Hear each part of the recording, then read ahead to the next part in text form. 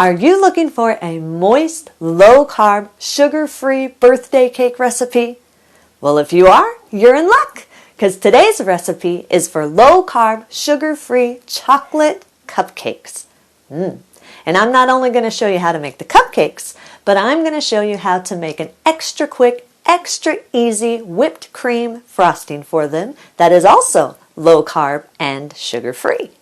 Awesome, right? Yes. And if you want a printable version of this, then check out my website at janetsdeliciouslowcarbkitchen.com.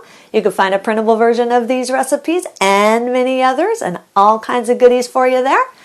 Also, if you're new to this channel, hit that subscribe button. Also, hit the little notification bell. That way you can be notified every time I put out a new video. And while you do that, let's get cooking.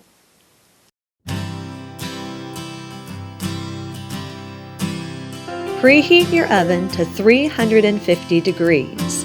Line or spray a 12-cup muffin pan.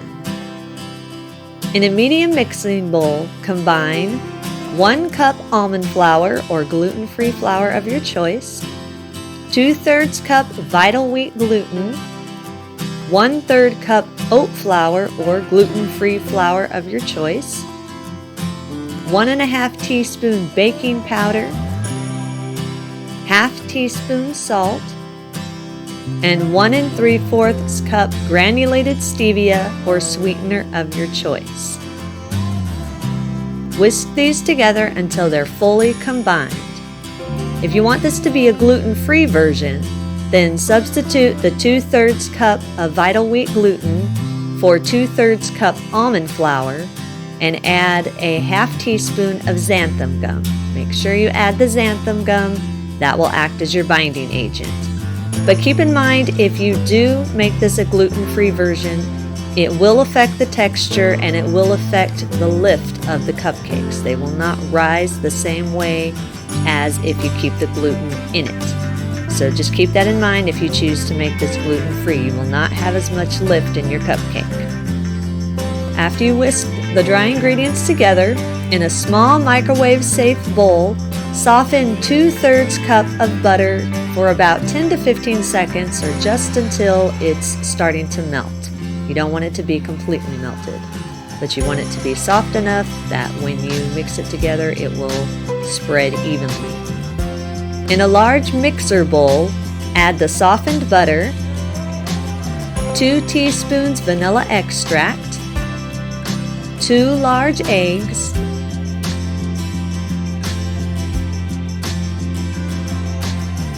and 1 1/4 cup milk. Blend on low 25 to 30 seconds or until fully combined.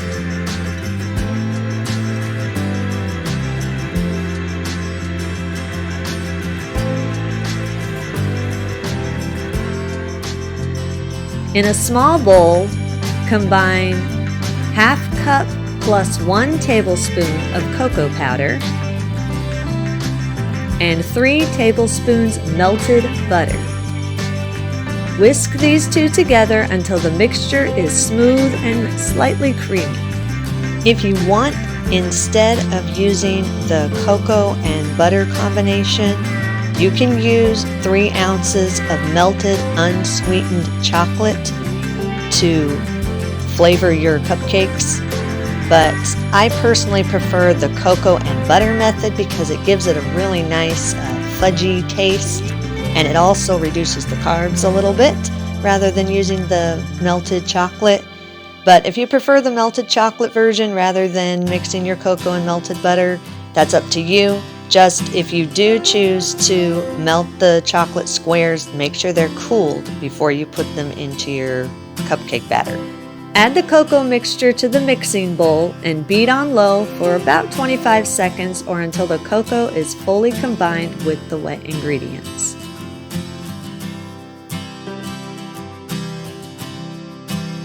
Add the dry ingredients to the wet ingredients and beat on low for another 25 to 30 seconds or until the batter is smooth and no dry ingredients are left in the bowl.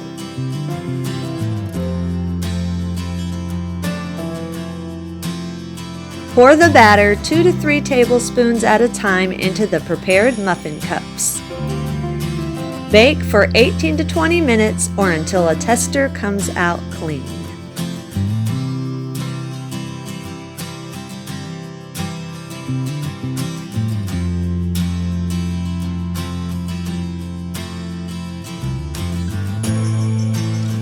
For the whipped cream frosting, in a large mixer bowl, beat together 2 1-ounce boxes of instant sugar-free pudding. In this case, I'm using chocolate. You can use any flavor you want.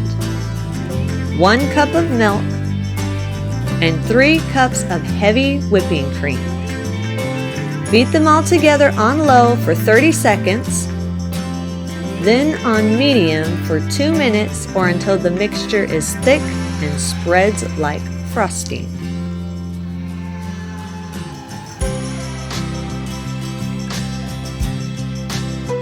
After the cupcakes are done cooking, let them cool in the pan for about 3 to 5 minutes. Then place them on a wire rack to cool completely. Once they've cooled completely, then frost them with the whipped cream frosting.